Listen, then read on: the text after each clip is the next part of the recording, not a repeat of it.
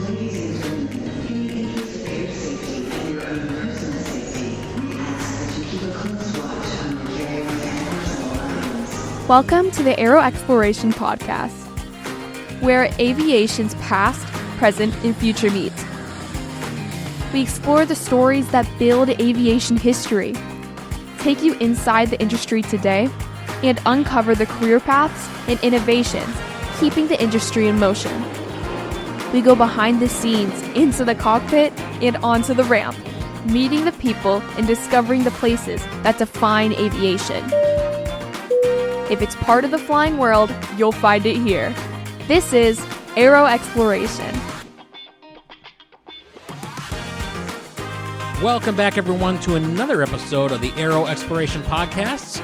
My name is Jim, and I'm your host. Thanks so much for joining me for yet another episode. I apologize for taking last week off. I've been studying like crazy for my CFI written, not the fundamentals of instruction, the aeronautical knowledge one. And frankly, that is probably the hardest aviation test that I've ever taken. I studied like crazy. I did a lot of practice tests, and once I got in there, it was still challenging. So that is a test to not be taken for granted. So for those of you listening who are on a journey towards any type of rating, really, I'm going to break down a little bit of the test process itself and then the review I did afterwards. And then we'll get into our interview for this episode, which is going to be with Nate from Backseat Pilot. Admittedly, this is an interview we did on the Flying Midwest podcast, but I think that the content in that episode is beneficial in this space as well. So we will get to that in just a second. But first, the test. So I'm going to start off talking about the preparation that I did before the test. So there's a few things I did within the strategy to try to bring all of this together before the test. The big one being is I've spent all this time writing my own lesson plans, so I went through them again, especially on the subject areas that I felt a little bit rusty on. Combine that with referring to other people's lesson plans, like Nate's stuff from the Backseat Pilot, which I've seen now. I then compare what I have with the available FAA literature, so the Airplane Flying Handbook, the Pilot's Handbook of Aeronautical Knowledge, the FAA, et cetera, and then I looked at some other commercially available lesson plans that I didn't create, but to give me another view from someone else's perspective who's been instructing for a while. What are the things that I'm missing here? I revised some of my lesson plans as I did this. I put them on slides. I think I talked about that in another episode, but those were the things to put the knowledge back in my brain a little bit and jog the memory, because this has been a really long process for me just because of other obligations outside of aviation. So with that in mind, I also use a test prep app for practice tests. The app of choice for me is ASA. I have it on my computer. I've got it on my tablet. I have it on my iPhone. So any free chance I got, I was sitting down and I would go section by section and cruise through that stuff. Some might see some similarities here with that approach of going through all the test questions, and then some might see some similarities of going through those test questions like you would through a Shepherd Air. However, I think the difference here is as I go through that test, I think the difference here, though, is as I go through that practice test, if I get one wrong, I can click the button that says explanation. It points me to a reference, and it gives an explanation of why this answer is that answer. So as I went through the practice test, I would mark those ones that I got wrong. I go back, look through those explanations, and I dive into the resource itself to try to get my memory jogged and back up to speed. So a lot of back and forth between the different sections.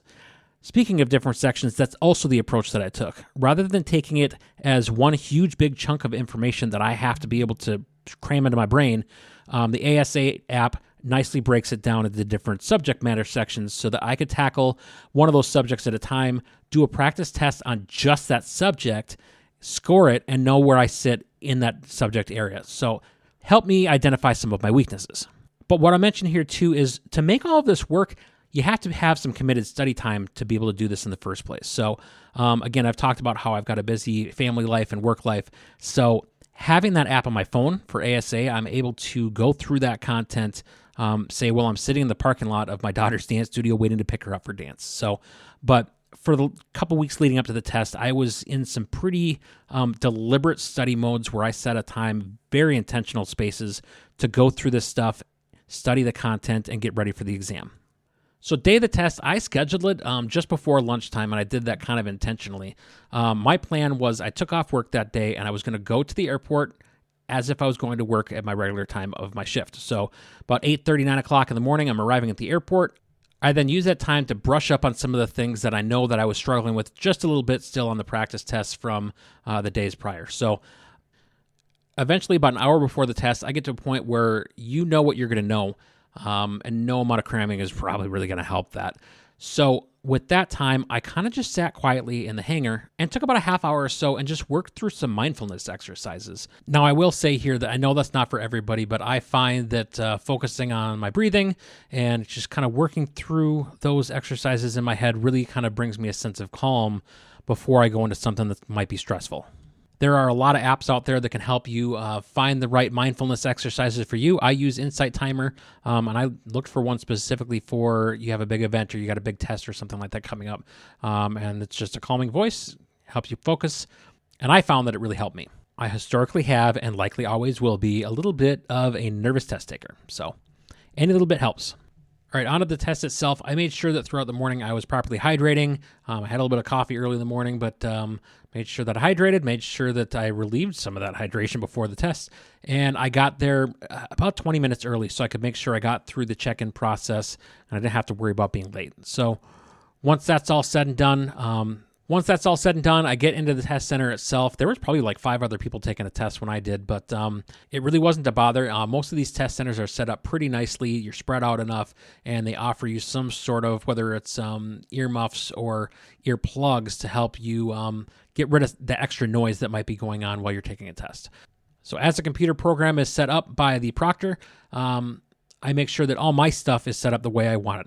Make sure you have your calculator. Make sure you've got an E6B with you. Make sure that the testing supplement for the test you're taking is sitting there. Normally, I'd say probably 98% of the time, that's probably going to be there already, but just double check it. Make sure that you're not having the wrong book of supplementary information sitting in front of you because you're going to need those figures and charts for your test. Next, make sure that they've got the pencils, the extra scratch paper. You're going to need that, as well as our center has transparency sheets that you put inside the actual test booklet itself so that you're not marking up that supplemental chart guide that they have for the test itself. Now, before you begin the test, a couple deep breaths. Make sure that you're calm, you're ready to go. You know this stuff. You have to believe it, and then just dive right in. Now, everyone takes tests a little bit differently. I know one of my flaws has historically been I rush.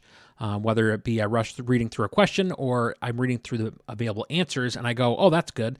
And I may not have read it completely. And now I find myself with one of the gotcha answers that the FAA has plugged in there that's really close, but not quite what you're looking for. So make sure you're taking that time, read the question carefully and read the answer options carefully so that you're picking the right one.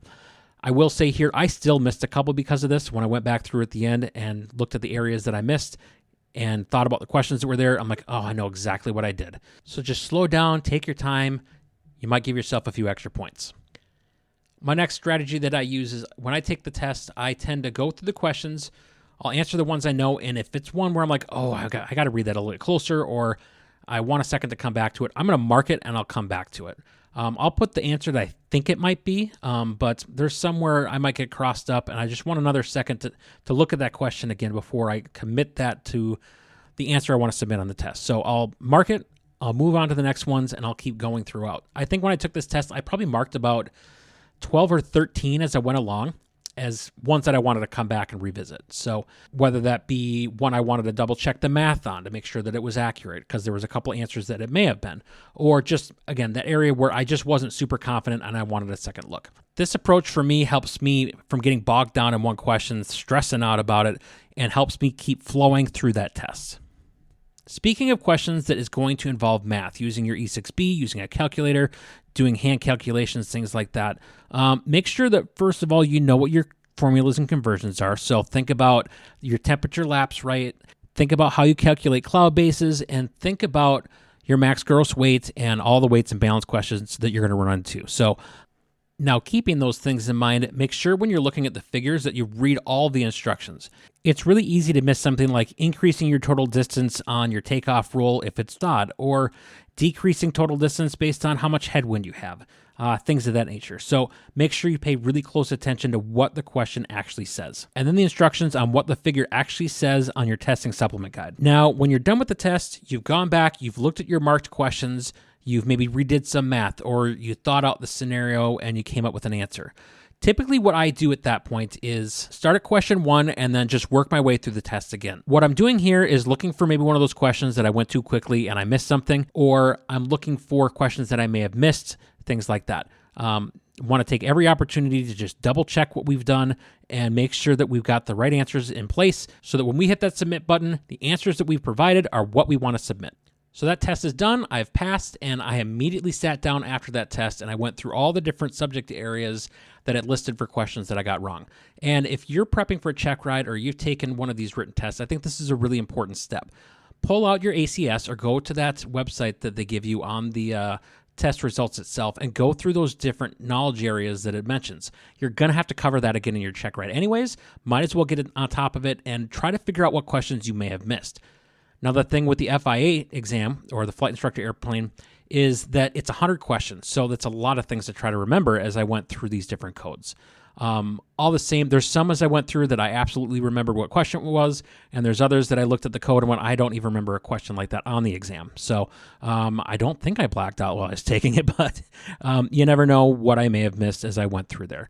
Something else I'm doing is I go through those different knowledge areas that I missed on the exam. I'm writing each one of them down, maybe some notes about what I think may have happened on that question, and then preparing to have a discussion with my instructor about all these different things that I missed so that we can talk through those and come up with a study plan to get ready for that check ride. So with my list, my instructor and I actually sat down for probably, it was at least an hour going through these different things, talking through the questions that it may have been, talking through what is my knowledge on these topics right now, and then as we go through that, highlighting some things that I want to tackle a little closer as I move forward. From there, I'm able to deduce a study plan for what the next steps are as we get to the check ride itself. So before I get into the study plan and what I'm doing to prep for the check ride itself, I want to get into the interview that we have on this episode, which is going to be Nate with the Backseat Pilot. He's going to talk all about his lesson plans. Again, this is an interview that we did on the Flying Midwest podcast. I think that the content is worth talking about. I will say that there are varying opinions on using pre-made lesson plans. Again, I made my own lesson plans, but I've been able to now go through my lesson plans as I'm prepping for the test, prepping for the check ride, and look at some of these pre-made ones and make adjustments to my own lesson plans as I prepare for my check ride. I've found it beneficial, one, to have not only my instructor looking over my lesson plans as I went along this process, but two, reviewing my lesson plans, comparing them with what changes may there have been within the FARs since I first wrote them, and then, again, comparing them with another instructor's take so that I've got more than just one opinion on a subject, because there may just be something based on the instructor that maybe this one thing clicks a little bit better when it's presented in a little bit different light. So if I can grab that, take it, and learn from it and be able to produce something that I can then pass to my students, that's kind of the goal here. So we're going to talk to Nate about how he developed these lesson plans, what he hopes to benefit for the pilot community, and how you might be able to take advantage, if not the lesson plans themselves, maybe some of the other content that he has available for those that are trying to work towards their CFI rating. So without further ado, let's jump into that interview with Nate from over Backseat Pilot.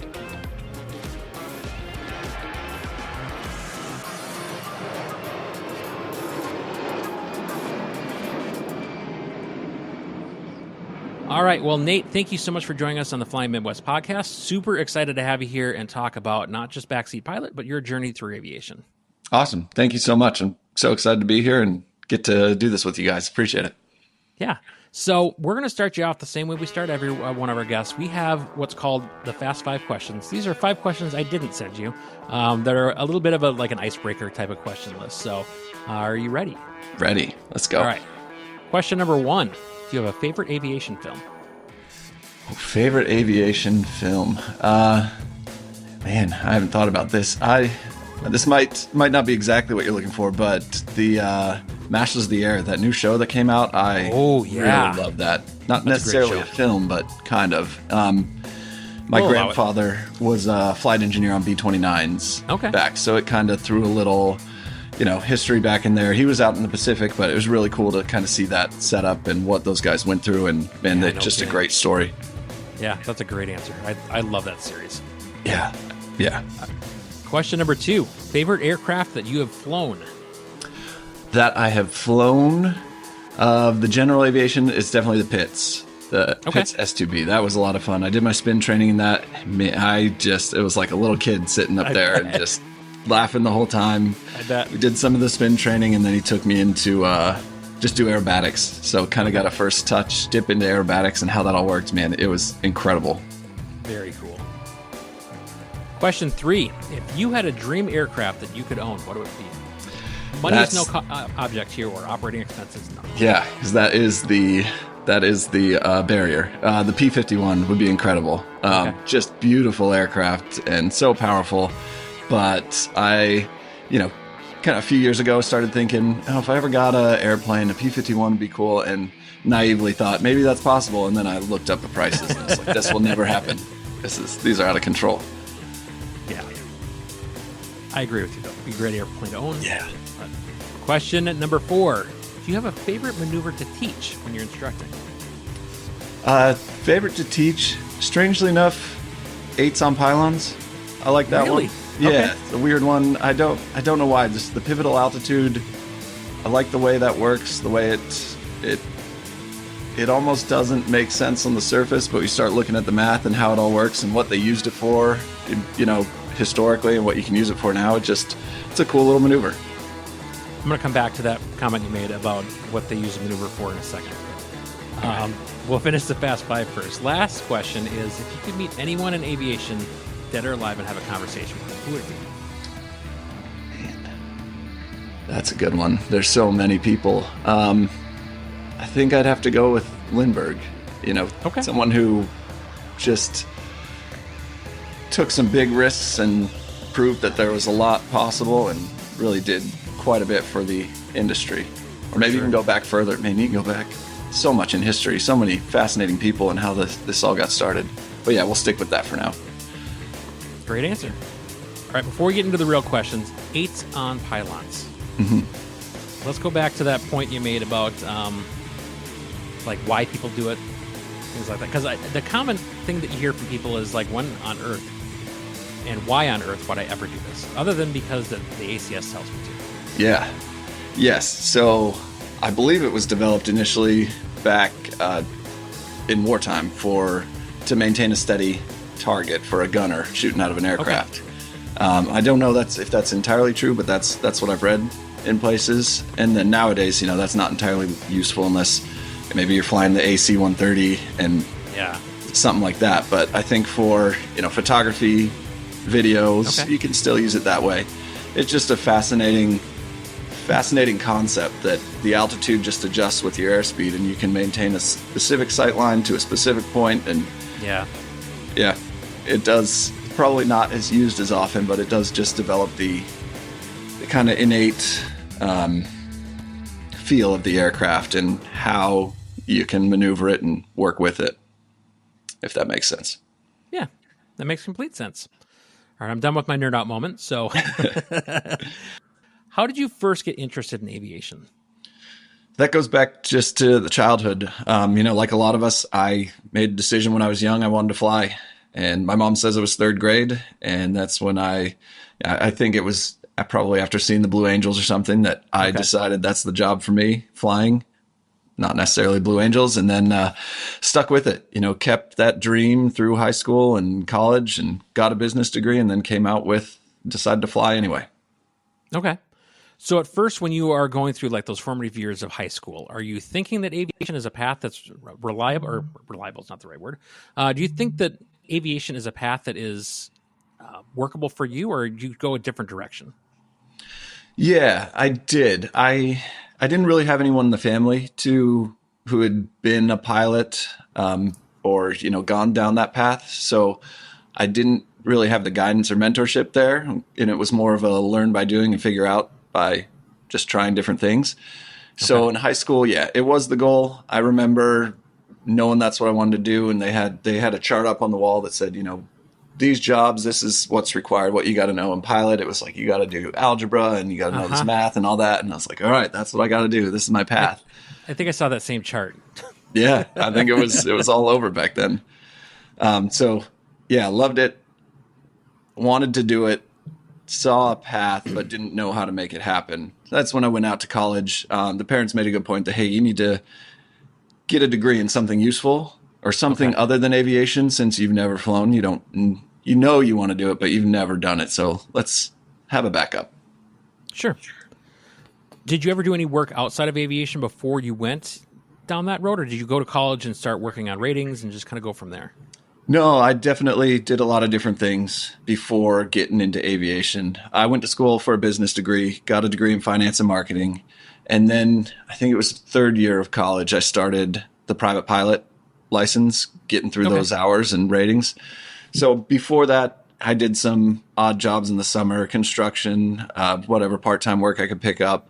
And then I got an internship with AT&T later in the college career. And great internship, great learning spot, but it reinforced that aviation was the way I wanted to go. It made it clear that, sitting in an office wasn't going to work for me. And I just could not do the 9 to 5 every day.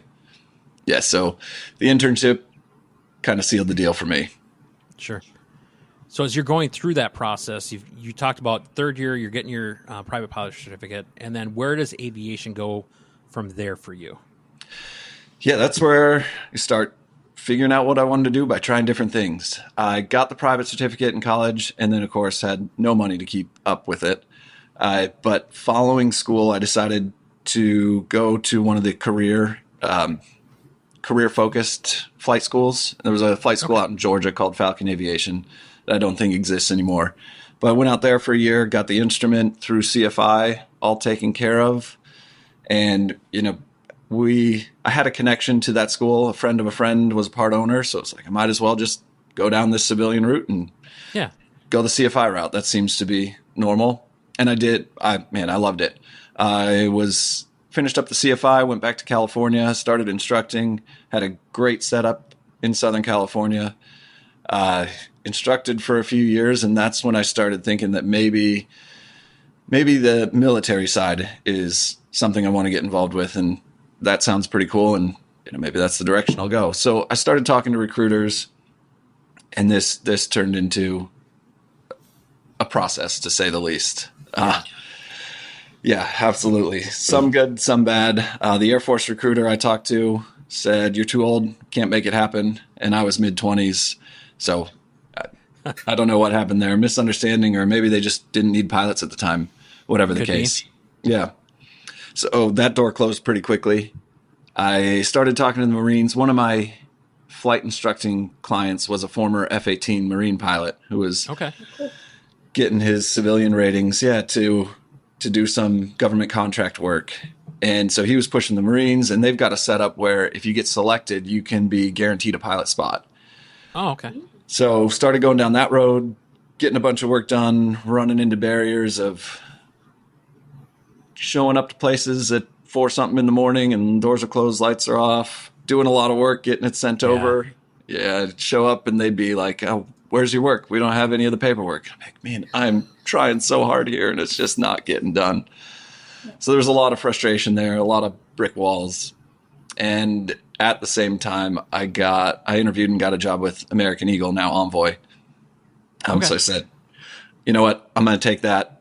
Let's take that step and we'll go in that direction for now." So from there, I didn't necessarily think the military side was dead. It was still something I was interested in wanting to do, but it was going to take a lot of work, because now it's a few years later. There's the age cutoff. You start getting into that situation of needing waivers to get to pilot training and get on with the squadron. So I, met a handful of people in the regionals who were in the Guard and Reserve. They gave me some good advice, found a good recruiter, and got the ball rolling, and just took it one step at a time and said, "Hey, I've got to do this. The AFOQT, if that goes well, we'll take the next step. If that goes well, I'll take the next step." And I just continued pushing. It worked out. Ended up getting a job flying C-17s out of McGuire for the Air Force Reserve. Nice. That's Yeah, awesome. so kind of a winding path, but started down the civilian way, did the whole civilian way first, and then backed up and started over with the Air Force. How was that for you? Because I know those types of flying, with aside from the airlines, those can be pretty different. Yeah, they're pluses and minuses for sure. Going in, I had a ton of experience. I knew how to fly. I've instructed, flown the small planes, flown the 50-seat. I was on the Embraer 145, so 50-seat jet. So I had the foundation, and the experience I had wasn't too much that it was tough to break those habits. I was still able to get in and get into the Air Force side of things, but having that base of experience definitely made it a lot easier. Already knowing how to fly, having flown a jet. So yeah, good and bad. Definitely a learning curve in there, but also I had the foundation set, which made pilot training gave me the time and ability to flex to the way they teach and the way they fly and learn a different way. Sure. But it was great. Man, it was fun flying too. The T6, and we got to do aerobatics and formation, and it was incredible. I've had a lot of students who were flying the heavies for the military, and they said, yeah, they would talk about their T6 time and like doing wingovers and stuff, and totally different from what we normally do in like the 172s and stuff. So I can imagine that was probably pretty awesome. Yeah, absolutely. Yeah, the aerobatics was a ton of fun. It was powerful aircraft. It flew well. I mean, you look at that training, and they're taking these guys who 15-ish hours in a T6 after 20 hours in a Diamond 20, and they're soloing a very powerful turboprop. Jeez. Yeah. They're so fast. It's impressive training. Oh Yep. my gosh. They rush. You'd see them all the time at Wichita. Woo! Yeah, it's cool. And the formation, that was the hardest thing for me to learn. The instructors called it the great equalizer. And they were like, listen, you knew how to fly, you've gotten through all this stuff relatively easily, but this is going to bring you and everyone pretty much together, because formation is something, it's just not something you've done before, and it really brings you down and humbles you quick, because man, it's fun. It's a lot of fun, but it was tough at first. You find yourself subconsciously leaning away from the other airplane and pushing on the opposite rudder a little bit, because your brain is like, get me away from that airplane that we're right next to. Sure. But yeah, the training as a whole was great, and having the experience definitely helped. For someone like you who's got that jet experience already, are you like all the way back to basics as you go through, or is there like an accelerated program because you have an ATP already? Right. No, there wasn't at the time. Things are changing quite a bit right now, but at the time, no. Everyone went through the same training. We started ground school, T6 and fundamentals, and then moved into flying the T6. And then once that was done, everyone split in their respective paths based on, fighter bomber, heavy tankers, and helicopters. But no, it was all the same. So it was good in that it gave me a lot of time to, get used to the aircraft and really get comfortable. But there was some redundancy of, early basic flying. Sure. Absolutely. Well, Interesting. it's cool that you did get that experience. I can't imagine how it would be, like you said, going from Diamond Katana, and then you get thrown into a C6, and then you're doing all these wild, crazy stuff. It's like, better keep up. Yeah. I can't imagine. That's so crazy. Absolutely. Yep. Better keep up. Yeah, that is it. And you were just immersed in the stuff all the time. Yeah. It starts 12-hour days.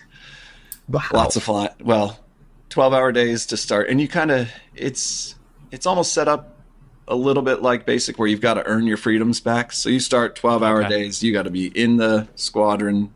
If you're not flying, you're studying, or you're working with someone else. You've got a couple places you're allowed to go during the work hours.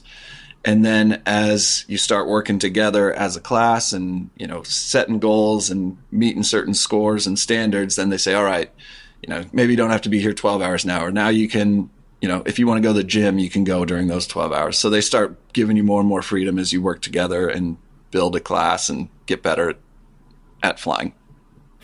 Fascinating.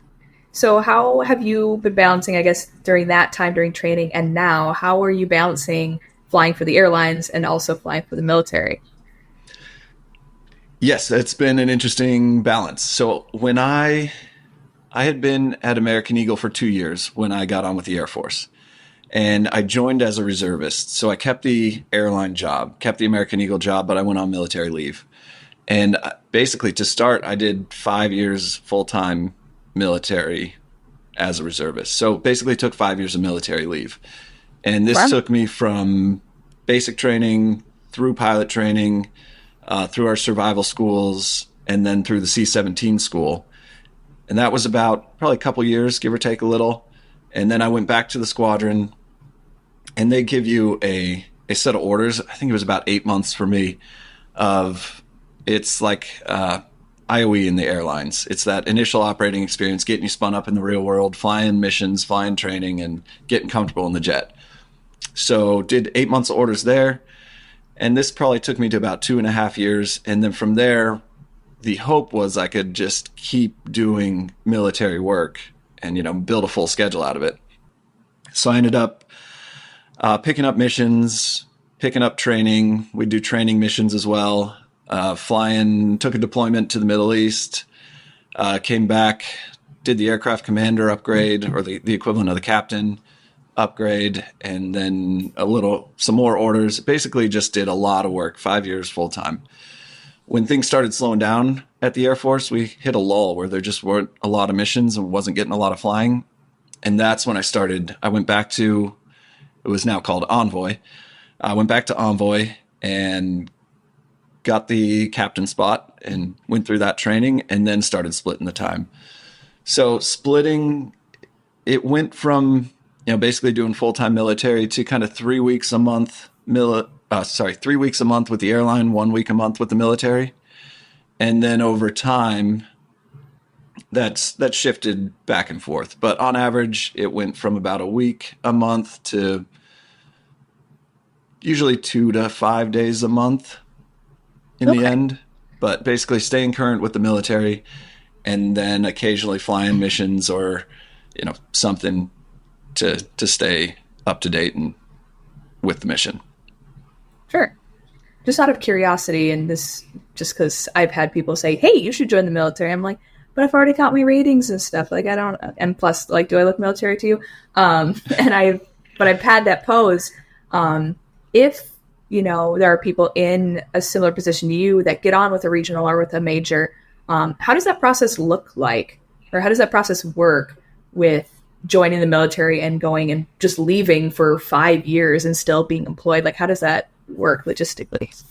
Yeah, it's relatively simple. The military leave is totally protected within reason, to where if you've got the orders and you've got the stuff from the government that says you've got this position, you're going to this training, the companies just have to say, all right, go for it. We'll let us know when you're done and coming back. There is an asterisk there that you can do up to 5 years of military leave before they technically can let you go.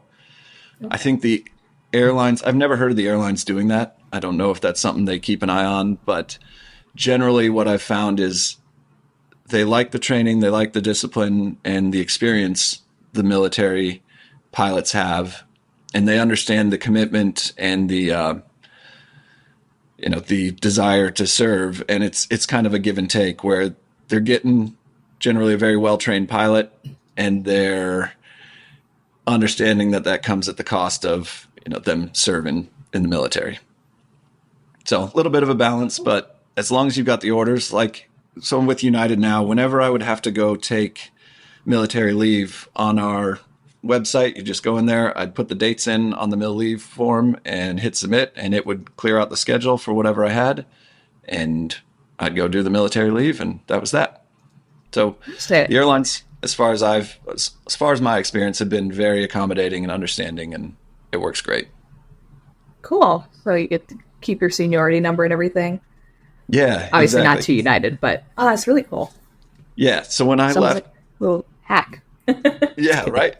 When I left, it worked out great for me. I was in 2013 was when I joined, and I left summer of 2013 to go to basic. And that was during the American bankruptcy and merger with US Airways. And it was people weren't very happy at work. It was kind of dark at times. They were asking for cuts in the contract. Nobody wanted to be there.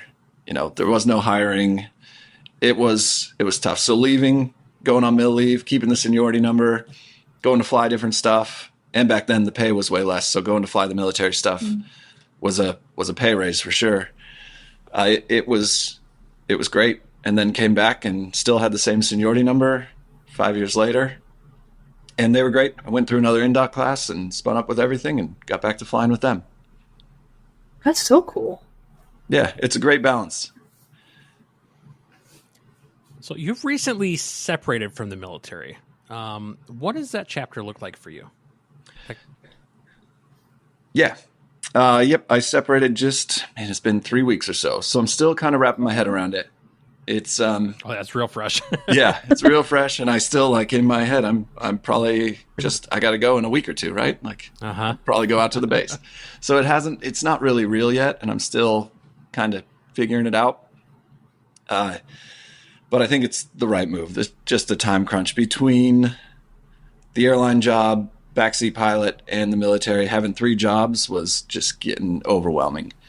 And now having that time back will be nice, but definitely bittersweet in that it'll get that time back, but also, it's not something you just decide to do one day and hey, I think I'll do this for a little bit. It definitely takes a lot of work, and you're very invested, and you're part of something bigger than yourself. So it's for sure cool to be a part of. You're definitely going to miss the mission and the guys and the squadron as a whole, but I think it's the right move. Give me a little more time to focus on the other jobs. Sure. So you mentioned backseat pilot. We have not yet gotten there today, but do tell us, what is backseat pilot? So I was instructing out of Long Beach. Great setup. Flying down one day with a student. Had a lost comm situation. Towers radios went dead. Didn't know if it was us or them. Tried to figure it out. Saw a green light. We landed. It was great. So I was like, man, that was easy. But, if they gave me the flashing light or something weird, would I have really known? Would I have remembered for sure what to do? So I made a little reference card for the light gun signals and put it on my knee board. And then I was like, well, what else might I need here? And so I started adding different things, whether mandatory radio calls and flight planning, filing information. And so I built this little reference card. And then going back to the inconsistent schedule and pay at times, my hope was maybe I can sell this reference card and make a little extra money, a couple $100 a month, some food money, and that'll stabilize things very nicely. So I made this reference card, came up with the name, the Backseat Pilot, one day. And that was it was your little backseat helper while you're in the plane to, if you ever needed some critical information, something tough to remember or something you just don't use often, it would be there for you. And so I built a website, threw the Backseat Pilot reference card out there in a hope to generate a little extra income. And then I put the flight instructor lesson plans I wrote on the website too, just as kind of a side thought. Maybe this will help or drive a little traffic or something. And long story short, I came to find out that there's a demand for CFI lesson plans. So what started as an idea for a reference card actually turned into a lesson plan business. So it's grown over the years to basically support CFIs who would like a backbone of lessons to have ready for their check ride, and then they can go and edit as necessary or desired to make it fit their style, their knowledge pattern, whatever they want, however they want to sort it. And so now it's primarily focused on the lesson plans, and there are some other documents I've put together over the years of ACS reviews and syllabi, and tying it all together and just trying to basically make the process of becoming CFI a little easier, a little smoother, so it is a lot of work, and take the busy work out of it where I can. So I assume now with the separation from the military and that chapter behind you that it, in theory, should give you more time to work on Backseat Pilot. Right. Absolutely. And that was kind of the driving factor of it's becoming a full-time job itself. I could spend unlimited hours, it feels like, working on it and updating the lessons and creating new content. So it's, yeah, getting that time back will free things up and help push this forward. Absolutely. So it started with just throwing lesson plans on a website and just seeing what would happen. How has Backseat Pilot as kind of a job, I suppose, changed for you, and how have those developed over the years? It's changed quite a bit. I mean, it started kind of unassumingly, we'll put them on the website and see what happens, and then seeing, hey, people want this and use this. And then over the years, as kind of the word of mouth spread and it grew, there's been a lot of work on updating them, making sure they're current, up to date, cleaner, formatted nicely. So that's been a lot of the process. And then I tend to push out updates every month. So to kind of give you a big picture, like the CFI lesson plans, when you buy them, they're delivered as Word documents, Pages documents if you use Mac, or PDFs or PDFs. And then there's also a set of slides that go with all of them. So over the years, it started as just the Word documents, and then those got cleaned up, and then I added PowerPoint slides, and then had those redesigned recently to add some more energy and make them more professional. And then that's moved into building new documents, the ACS reviews, back in, I think it was 2017. Yeah, because I was working on this when I was deployed. The private instrument and commercial ratings transitioned from the PTS to the ACS. So we all had to sit what was called Bravo out in the Middle East, and it is 72 hour sit. It's basically, yeah, you had to be ready for 72 hours straight. 5-day sit of, we'll call you at any time if we need a last minute reserve, for lack of a better word. So in those, whenever I'd sit Bravo, I'd just work on these ACS reviews and work through this content, updating stuff. So built those ACS reviews to kind of bridge the gap between the old PTS and the new ACS. Okay. And then over the years, that has continued to grow into syllabi for the private instrument, commercial, MEI add-on, and CFI that take the CFI, the II, and the MEI lessons and then apply them to a syllabus. So all these lessons you just edited, used on your checkride, made them work for you. Now you say, hey, we're doing a lesson on 8s on pylons. I'm going to grab my 8s on pylon lesson and teach this. We'll do the ground lesson on, airspace and comms. I'll grab these 2 lessons and we'll teach it.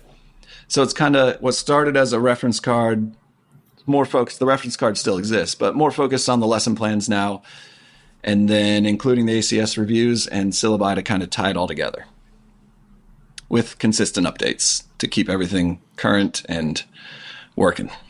I suppose that is probably the key, keeping them current, because the FAA is not known to change things on a regular basis. So. No. Oh, never. Nope. So let's shift gears a little bit to the potential client for your products and those looking that CFI route. What are the benefits from your perspective to using a product like this? I think it's mostly a time saver.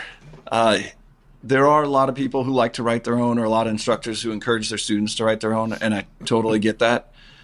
I think when I wrote these initially, I was in Georgia, and I spent 2 months going through all these. And looking back, I personally don't feel like I learned a ton by making the lessons. It was more checking boxes to where, hey, I've got this huge list of lessons I've got to make, and I've got to get them knocked out so I can start teaching and get to the check ride. And so the process of making them felt more like a task I had to do versus a study or learning objective. So it was more getting them done, getting all the information required by the PTS at the time and any advisory circulars and whatever else into the lesson. And then once it was done, then I could go back through it and, okay, let's rearrange this or let's change this. And that's where I felt I got the most value, was going back through, editing, learning, and then practicing teaching and going back and editing again. Sure. So if I could have cut those 2 months out and, got the check ride done quite a bit earlier, started getting paid earlier, especially when you're at one of these long-term flight schools where you're not getting paid. You're spending a lot of money. If I could have accelerated that, got done quicker, got to the CFI quicker, started making more money, and then, get to the airline a little quicker. All in all, the hope is just to save time, save money, even make money if you can get to the start instructing. There are a lot of people who think that building lesson plans yourself from scratch is the way, and that taking a route like getting backseat pilot lessons is kind of cheating. And I feel like it is all over the board. People, like, everybody's really polar on this particular topic. So what are your particular thoughts on that? Yeah, I mean, I did it the old-fashioned way and wrote them all myself. And looking back, kind of like we just discussed, I felt like I learned more after they were written and I could just dig into them there. I totally understand the people who want to do that, want to write their own. If that's the way you learn, absolutely do it. Whatever makes you a better instructor. As for cheating, I think I don't agree with that personally. And I think even in the Aviation Instructor's Handbook, there's a blurb in chapter 7, if I remember right. I'd have to go look exactly where, but it basically says third-party lessons are totally acceptable and you're fine to use them. Just know that they should be well-reviewed and edited to your liking. Don't just show up and read them. Don't just, grab the lessons and think you're done. There's still a lot of work to do in understanding the material, being able to teach it. And that's some of the biggest feedback I've gotten from DPEs who've done check rides with students who've used the backseat pilot lessons is don't read them, basically. You're not there to just read them a script. You're there to show you can teach. So the idea is, if you learn well from teaching, absolutely. And I've got a guy named Marcus who's been teaching some classes, CFI prep course for the backseat pilot. And we started talking a little bit about maybe offering a class for people who want to write their own lessons and just provide the structure and the foundation. So, hey, there's no way forced to do this, but if you're going to write your own, we can give you a process, give you a foundation and help there. I really like that. Actually, that's a really nice compliment to what you already have, I think.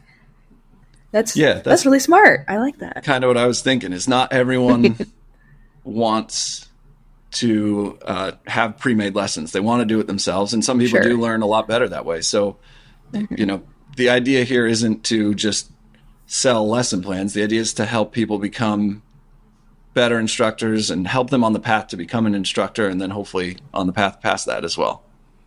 Sure. Yeah. That's the task I did a lot of CFI instruction. And the amount of people who walked in my door and said, I want to make my own lesson plans. And I said, okay, sounds great. And just it was such a daunting task for them that they ended up giving up, and not like for lack of support. Cause obviously if that's what you want to do it, but it is a super daunting task with not a lot of guidance. It's just, you follow the ACS. Okay. Well, that doesn't really dive into some things, like that's just points, that doesn't really elaborate at all. And some people are very good at taking, okay, here's aerodynamics and like just kind of knowing what kind of fill in, but a lot of people aren't built that way. And a lot of people don't have that, even if they know what it is. Like it's a huge undertaking. Like it's a lot of work. So I think that's big. You got my seal of approval. Not like anybody cares. But perfect. We'll keep pushing to make this happen then. That's awesome. Yeah, that's with a lot of these classes and ideas you come up with, in my head, it's like, oh, I've got this great idea. And then sometimes you go down the road and you're like, nobody cares about this idea. This was terrible. And then, other times you have them and you throw it out there and it helps. So that's encouraging. Awesome to hear. One of the things you mentioned is you've got these CFI candidates that are out there and they've got this task, right? And I need to make these lesson plans because my instructor said so, or because that's the way I feel like it's supposed to be done, right? So you were talking about how there's not necessarily a lot of guidance in that space to accomplish that task. I guess my thought, maybe it's not as much of a question as a thought, but I think I've noticed the same thing. Of we go through these different, like a lot of people use online ground schools for their private pilot, their instrument, their commercial. And now you get to CFI and it's like, okay, figure it out. Yeah, it's so true. Yeah, like here, everything you need is in the ACS and the pilot handbook, aeronautical knowledge, and all that stuff. Go forth and create your lessons. Yeah. It is. I get a decent amount of emails from people with that same issue of, I don't know where to start. My CFI just said, use the ACS. The ACS will tell you what to do. And that is, man, that's tough. Because it's a huge check ride. It's a burden as it is. And then you're just like, what? I got to figure this out on my own. Yeah. And so there've been a couple things I've tried to do to help with that. And one is we're still feeling out and figuring out. But one is a CFI prep course. So because of all those emails I was getting where people are like, I don't know where to start. I don't know what to do. Put together a class where take 4 CFI candidates and meet once a week for an hour and a half or so. First week is just fundamentals of instruction. Marcus, the instructor, goes through all those with the student and talks about what it means to be an instructor, asks them why they're doing it, what their goals are, get a feel for them, and lays a foundation. And then week 2 is focused on ground lessons, having the students teach one to each other on, it's on Google Meet. So via, digitally. Week 2 is a flight lesson, week 3 is a flight lesson. And then week 4 is whatever they want to teach, maybe something you're struggling with, or CFI, the check ride prep, basically kind of getting them together, trying to provide a structure and a little more help for the students who don't know where to start or don't know what path or aren't really getting that support from their flight instructor. And then the second thing is putting together a CFI syllabus with the intent of, you can teach from it, but if you're prepping for your CFI check ride, this kind of provides a structure, like a roadmap for you. And it says, hey, start with fundamentals instruction, go through each one. And as you go through it, just edit the lesson, practice teaching it, and go to the next one. Just follow the syllabus structure. And then it goes into ground lessons and then flight lessons. So it lets the student, kind of gives you a roadmap at least to follow as you're figuring this all out. Sure. But That's awesome. yeah, that's kind of the big picture plan, is try to make the CFI process smoother, easier. It's not going to be easy. So I don't want to say easy, because it's just becoming a CFI is not easy, and it shouldn't be, because you got a lot of responsibility, you got to know a lot, and it really is important that the people you're teaching get a great education. But make it smoother, make it easier. And then the third one is try to make it more fun, because like you said, there are these videos and study guides and the biannual renewal that just, man, you got to put toothpicks in your eyelids and, smack your face to stay awake. And we gotta make it more engaging. So that's the long-term plan, is try to make it a lot better. I guess to the point of talking about like just lesson plans. So Maddie and I we've both done this differently. Maddie did all hers through what you purchased lesson plans. I purchased my lesson plans and totally revamped them. And Jim, you did not do that, did you? I know this is an interview with Nate, but how did you revamp them? Like, you just make it to your own teaching style? Is that kind of your thought? Yeah, so kind of what I did was I sat down with each lesson. I opened the ACS for the CFI or II or whatever, and the associated either commercial instrument or private pilot lessons, and kind of went through it just informationally. I, looked up regs. I added things that I knew I wanted in there, or, that kind of stuff, or took out stuff that I'm like, either this doesn't fit, it's not relevant, or I don't like it, or it's wrong. And then I move stuff and all that. And then I delivered the lesson in real life to real people. And then I sat back down and moved all their stuff and took stuff out and put stuff in, and, that kind of stuff. It's like, oh, whoop, wrong about that. That's awkward. And, fix that. And there was a lot of that. My lesson plans were I printed them twice. The first rendition was just covered in pen marks and little illustrations and stuff like that, just because there was, my teaching style is a little bit different than everybody else's, because we're all individuals. So there was a lot of work. It took me forever. It took me like 8 months to finish my CFI. Part of it was like I was so worried about, after, the fast paced, actually I ended up being a year, because I was in the fast track program, and then I wasn't for CFI. So that was, I was like, I'm so overwhelmed. There's so much information, kind of that. I do. But know. I found that helping, yeah, right. You guys know that having the basis of here is what a lesson plan looks like, and here is the information, and then have fun with it. I'm an editor. I was going to go into that before I got into aviation. So that ended up being way easier for me to deal with, just kind of fixing stuff instead of making it. It was tough. Sure. So Definitely. And then from my perspective, like my instructor had me make all my lesson plans, and I want to be clear here that I did have a roadmap from her. It's not like I was just like, here's the ICS, good luck. She had a very good structure for here, handle this lesson, and then we'll do this one, and then we'll go from there. So I at least had a roadmap of what topics we're going to cover in what order, in a logical order that made sense for a flow of how you would teach a student. Mm-hmm. What I will say though is, so I just did them in Google Docs. All of my lesson plans are there. But as I started moving along, I just did the first lesson that I've done where I've used slides. And I found, at least for me, that teaching with slides is so much easier than trying to remember what spot I'm on the lesson plan. And I can refer more easily to like diagrams and photos and stuff like that, as opposed to opening up the airplane flying handbook or whichever book we need to reference something. So I will use this as a segue to I have seen your product now and went, oh my goodness, where has this been all my life? And I really like the slides that you have there as far as how they're set up, and I could see some real benefit to seeing slides like yours and somehow like adding little tidbits from my own teaching style to those as I work towards my check ride. So Yeah, exactly. And that's entirely very well put together. Awesome. Thank you. And that's entirely the point, is just providing, the backbone.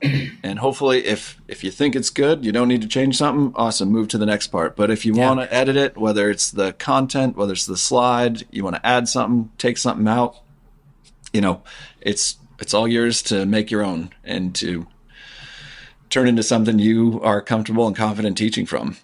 And I'm thinking, too, as I'm going through these, and I've done a couple of them today. I've been talking with Maddie as I've been doing them before we started recording. But as I'm looking at the slides, it's been a really good refresher to not just, all right, I have my lesson plan on the one side of my screen, and I've got the slides on the other side. For me, it's so far been a really good refresher for, all right, what is the content in the first place? But not only that, what maybe did I miss the mark on? That as someone else explains as opposed to in my words, maybe something clicks a little bit more. So I'm finding some benefit in that too.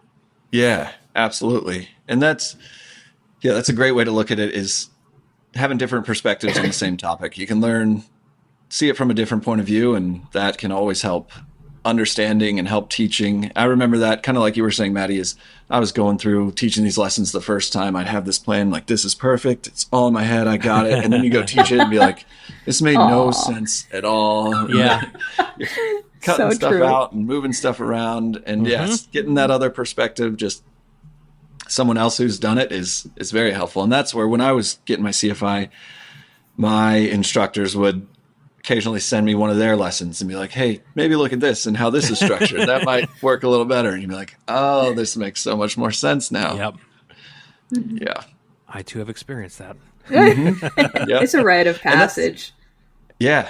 And even now, I just redid the airworthiness lesson. One of the users reached out and said, hey, what do you think about this structure? And he laid it out, and I looked at it and I was like, oh my gosh, this is so simple and it's so logical. It makes perfect sense. And so I scrapped a huge portion of what I had for the airworthiness lesson and just rearranged to match their layout. And I was like, this is brilliant. So yeah, it still happens now. I'm not perfect, and I'll keep trying to make the lessons better as people provide the information, but it's a never ending process of trying to make things better. I bet. Yeah. And as we all learn, I mean, I'm sure you learn something new every day, just like we all do.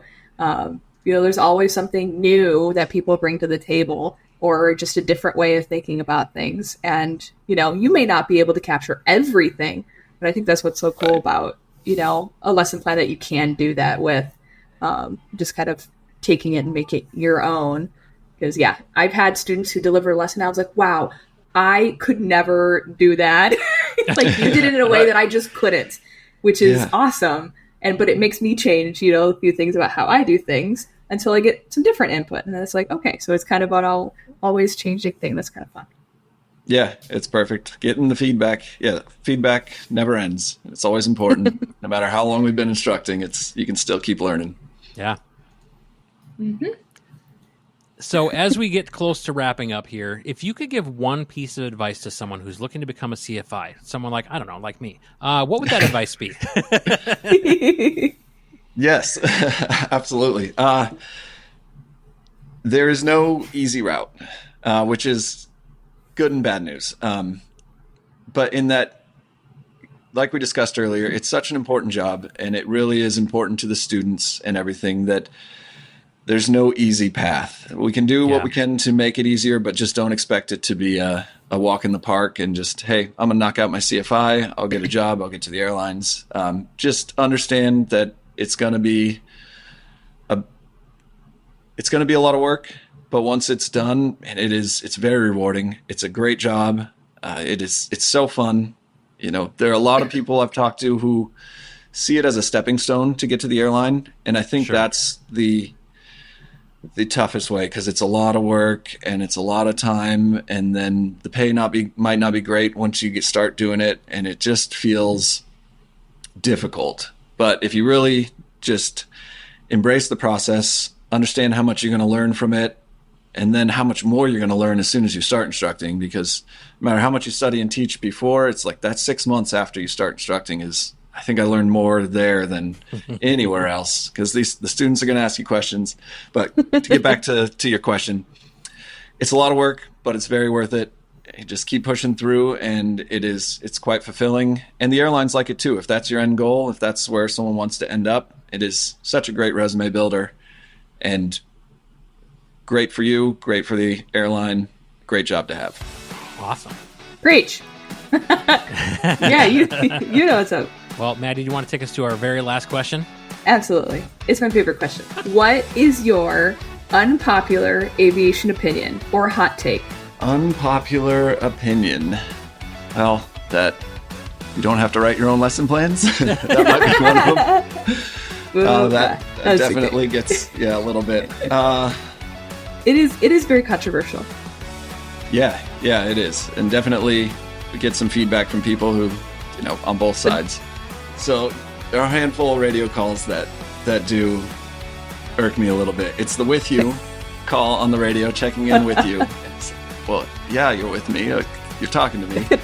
And then the inbound call, or, making the call to like a Class D or C airport. You're 10 miles out and they say, information ATIS inbound for runway 26. It's like, well, you're not outbound for the runway. Of course you're inbound. It's just the kind of the radio calls that are redundant and unnecessary extra verbiage. And I don't know why. That and meows. Oh man, those will get you. Yeah. I am unfortunately one of the people who did say inbound. Do I say that still? I might still say that. Uh-oh, sorry. No, because I usually say we're on the visual, so I don't usually say inbound. I mean, I did it for a long time too. But I had the chief instructor at the flight school I started at. He found a list of like the 10 most unliked radio calls by ATC, and those were the top 2. And I was like, man, I gotta cut those out. And now when I hear it after reading that list, now it's like, oh, now it bothers me. So, yeah. That's so funny. I've got a very strong feeling that I'm going to use both of those terms in the next 2 hours. Mm-hmm. Yeah, now that I've said and then I'll go, oh, I said it. Yeah. Oh, now that I've got it in my head, I'm sure I'll say it next time. Uh-huh. Oh, yeah.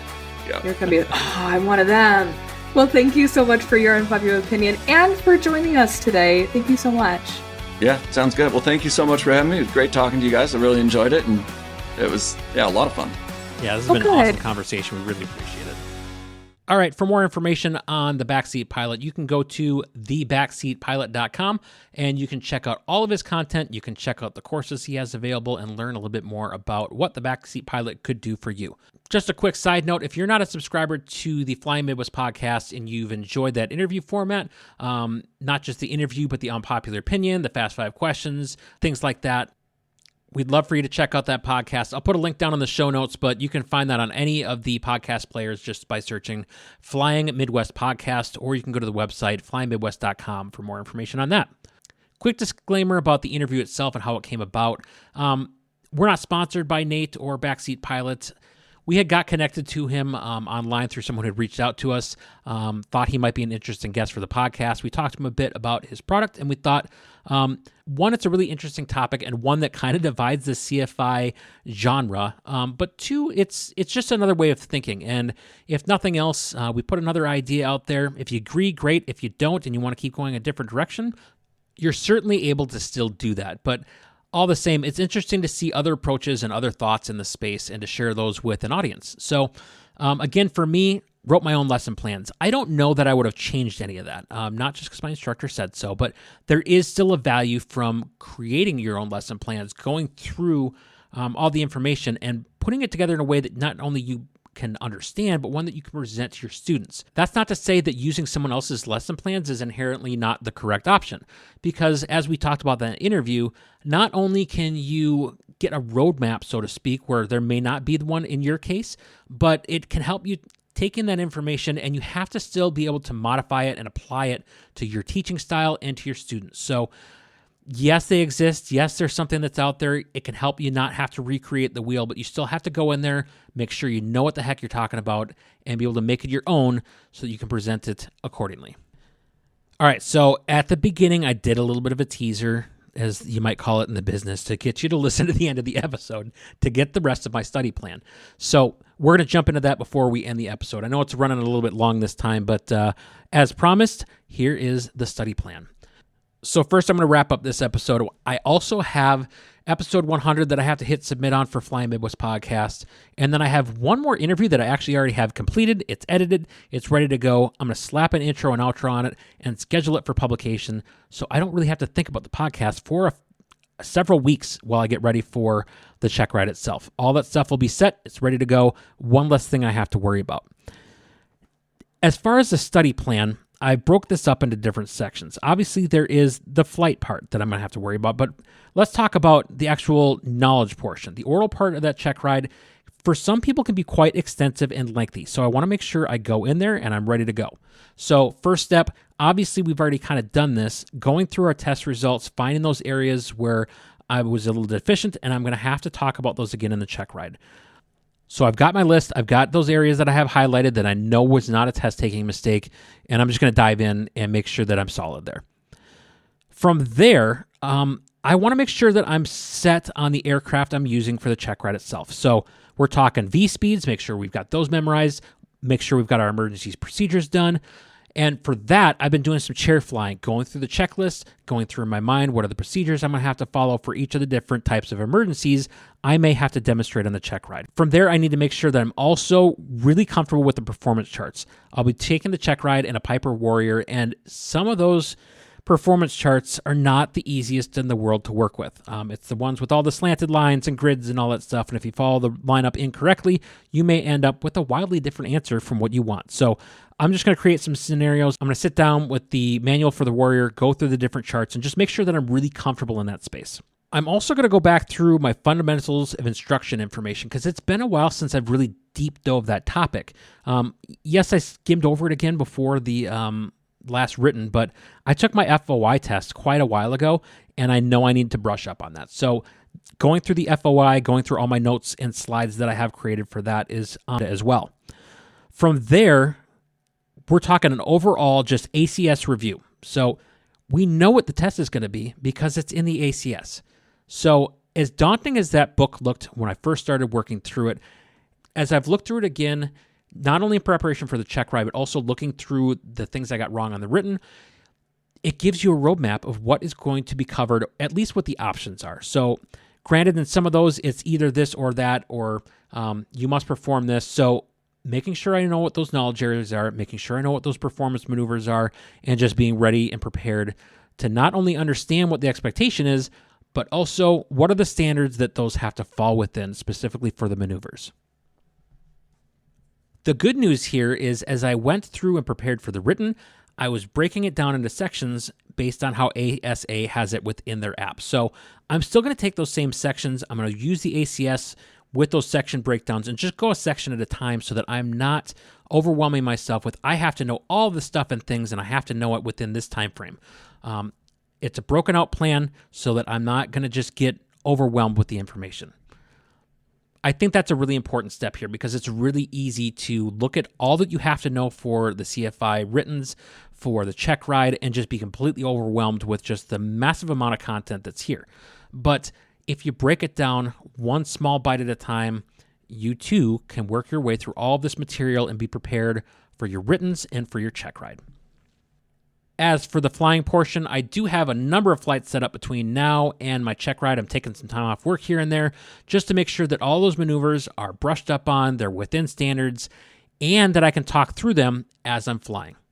So suffice to say, there's still a lot of ground to cover here, but I can go into it confidently knowing that I've sat down, I've created a plan, and I've got a roadmap to work through those final preparations and really be prepared for this check ride. I've started to move into a space of not just absolute dread and fear of this check ride, which may come back again later, but more so I feel more confident and excited about the possibility of this check ride just because I have a plan now, and I'm just so excited to work through that plan and get to the final finish line of this rating. So stay tuned. The next episodes will not talk about me working through the CFI rating because I'll be actively doing it. But once that check ride is complete and we've got that all wrapped up, I'm going to do a deep dive of the check ride process itself.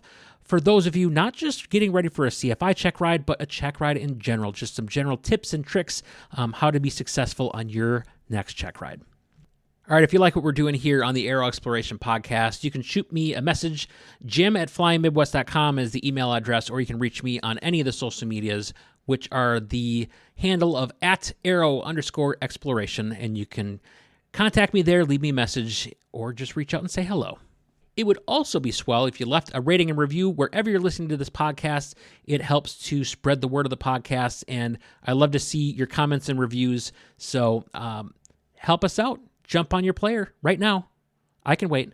And hit the 5 stars for the like. Type in a little review. Your efforts in this area are greatly appreciated. Well, that will do it for this That is going to do it for this episode of Aero Exploration. Thank you so much for taking some time out of your day to join me. This has been Aero Exploration, and we will see you next time.